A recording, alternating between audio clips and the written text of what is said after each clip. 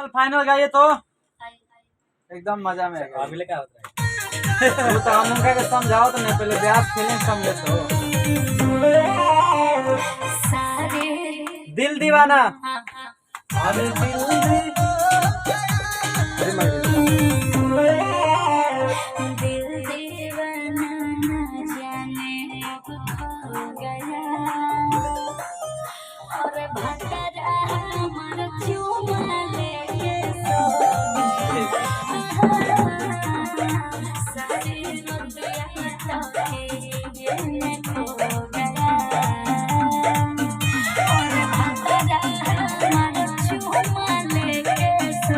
कल फाइनल गाइए तो एकदम मजा में अगले क्या होता है?